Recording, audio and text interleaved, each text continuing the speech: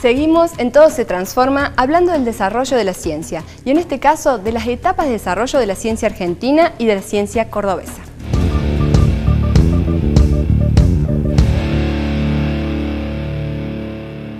A fines del siglo XIX comenzó a formarse en la ciudad de Córdoba un polo científico basado en el estudio de la naturaleza. Geología, zoología, botánica, paleontología, astronomía. Ese polo fue muy influyente para la ciencia argentina y en realidad sigue siéndolo. Para formar ese polo se trajeron investigadores europeos y norteamericanos. Vamos a hablar ahora acerca de la historia de la ciencia cordobesa con Luis Toñetti, historiador de la Facultad de Filosofía y Humanidades, Universidad Nacional de Córdoba. Hola Luis, ¿cómo estás? Hola, ¿Cómo te va? Bien. ¿Todo bien? Sí, por Bueno, suerte. ¿nos puedes contar cómo fue que terminó formándose ese polo o por qué ese polo científico cordobés? Bueno, en principio hay que tener en cuenta la decisión del Gobierno Nacional de reformar los estudios que se impartían en la Universidad Nacional de Córdoba. La idea fue formar un centro regional para capacitar docentes para el nivel medio.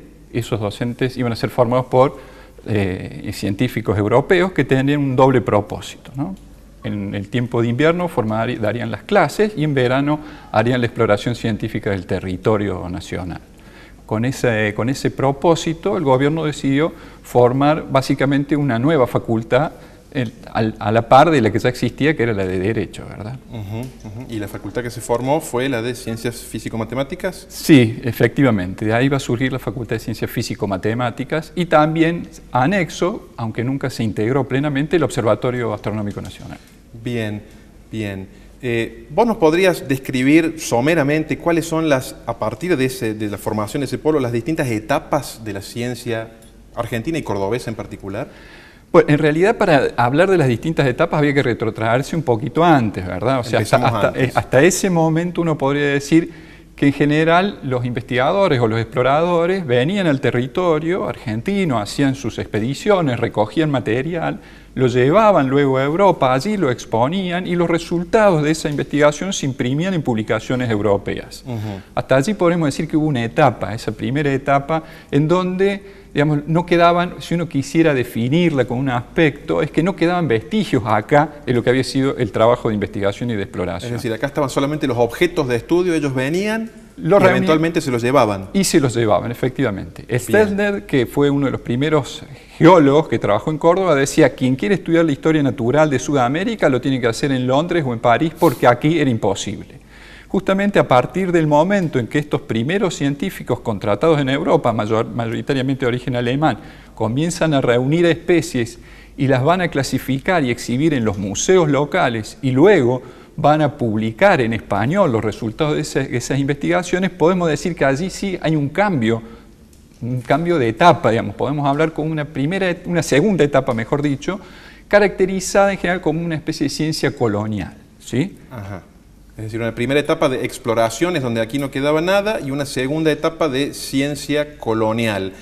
Allí sí quedaba algo aquí, sí, en la etapa de ciencia colonial. Efectivamente. Quedaban, por ejemplo, instituciones. Sí, exactamente. ¿Qué caracteriza entonces esa etapa de la ciencia colonial? La formación de las primeras instituciones. Por ejemplo, la Academia Nacional de Ciencias, a la par de la Facultad de Ciencias Exactas, ¿no es cierto? La creación del Observatorio Astronómico Nacional, de la Oficina Meteorológica Nacional y de los museos, donde se van a albergar las nuevas colecciones. Y además, otro aspecto muy importante, las primeras colecciones de publicaciones, de producción científica, van a comenzar en ese periodo. O sea, el boletín de la academia o las actas de la academia son de ese periodo. Es decir, se generan ciertas instituciones, algunas de esas instituciones tienen sus propias publicaciones. Exacto. ¿Y en esas publicaciones en qué idioma se publicaba? Esto es importante, en general se publica en español. Ajá. Y esto muestra un compromiso particular de esos científicos normalmente europeos porque el idioma universal no era precisamente el español, sino el inglés o el alemán o el francés. Sin serlo. Exactamente. Sin embargo, ellos asumieron ese compromiso y publicaron en español. El objetivo era, sin duda, ilustrar al público, digamos, que tenía capacidad de lectura a nivel nacional, pero también ellos buscaban convertirse en referentes a nivel de Hispanoamérica con su producción. Aclaremos que esas publicaciones eran publicaciones estrictamente científicas, estaban destinadas a otros colegas, no al público general, ¿es así? Al público en general no, tenía que tener algún tipo de iniciación en el conocimiento de las ciencias naturales, por cierto. De acuerdo, de acuerdo. ¿Por qué se instaló ese polo en esa segunda etapa de ciencia colonial? ¿Por qué ese polo se instala en Córdoba? Los promotores de eso no eran cordobeses precisamente. No, efectivamente. O sea, el principal promotor a nivel del Estado Nacional va a ser Sarmiento y su asesor va a ser Burmeister, que trabajaba en Buenos Aires, por cierto. Ahora, ¿por qué Córdoba? Esa es una pregunta que tiene una respuesta bastante simple desde mi punto de vista. Hay que recordar que para esa época la única universidad que dependía del gobierno nacional era la Universidad Nacional de Córdoba, porque la de Buenos Aires, que existía también, pero dependía del gobierno de la provincia de Buenos Aires. Y justamente la nación lo que está buscando es tener su propio centro de formación de recursos humanos. Donde pudiera tener cierto control, por ejemplo, sobre los planes de estudio. Es que ahí está la idea, ¿no? Una cuestión que hay que destacar es que no fue la Universidad Nacional de Córdoba, no fueron los claustros de la Universidad Nacional de Córdoba los que buscaron la reforma, fue el Estado Nacional el que quiso y controló directamente la reforma a través de su ministro, que en ese momento era Avellaneda, ¿verdad? Y no le permitió tener injerencia al claustro local, justamente para evitar que se reprodujeran las prácticas habituales que había aquí, que no eran precisamente las que respondían a lo que era la ciencia europea del siglo XIX. ¿Y cómo era la educación antes de eso en nuestra universidad? La educación pasaba básicamente por dos carreras, teología y derecho. Bien. Aunque allí había gente que podía cultivar algunas de estas disciplinas, pero no tenían el manejo ni tenían el compromiso sistemático de investigar, producir, publicar esas producciones. ¿La Universidad de Córdoba hubo un periodo en que dependió de la provincia? Sí, claro. ¿Cuál fue ese periodo? Ese periodo después de la independencia y sobre todo el surgimiento del Estado Nacional hasta 1854, en que se va a federalizar. Hasta la nacionalización dependía de la provincia. Sí, correcto. Pero seguía con los mismos lineamientos que había tenido antes. Sí, en líneas generales hubo algunas modificaciones que intentó imponer de Anfunes, pero digamos, en lo que hace a la producción de conocimientos de este tipo, digamos, vinculados con el conocimiento de la naturaleza, de la exploración del territorio, hasta ese momento no habían tenido un lugar tan preponderante como van a empezar a tener a partir de este momento. Vos nos hablaste de dos etapas, la segunda se llamaba colonial. Sí. Hoy en día, ¿estamos en la misma etapa colonial en cuanto a la ciencia estamos hablando o algo ha cambiado? Y si es así, ¿cuándo cambió? Ha habido cambios, ¿sí? Por cierto que ha habido cambios. Cuando uno hace referencia a ciencia colonial, no está queriendo señalar algo despectivo. Lo colonial quiere decir que hay una referencia directa a otra cultura científica que es la que sostiene la producción local. Es decir, quienes actuaban en el medio cordobés a fines del siglo XIX tenían su referencia en las instituciones europeas. Sus planes de investigación habían sido elaborados antes de venir acá. Sus mentes estaban formadas en una tradición que no era la nuestra. Claro, que además no había una tradición, exactamente. De acuerdo. La idea es que no se definían programas localmente y sobre todo, o sea que no había una capacidad de llevar adelante programas propios de investigación.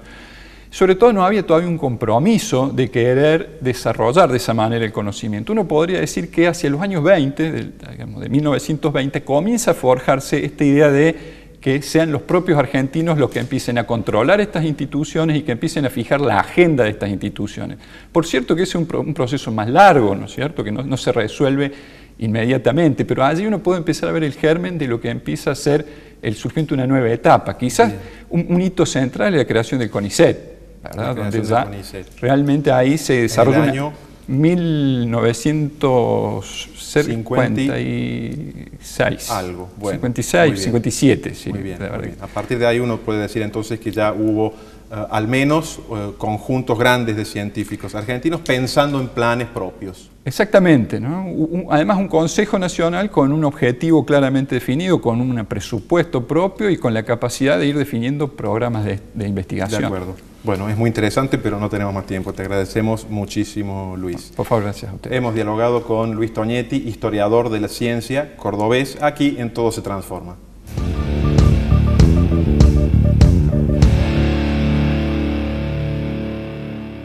Luego de hacer un recorrido por la ciencia argentina, vamos a conocer en el próximo bloque otro proyecto de vanguardia.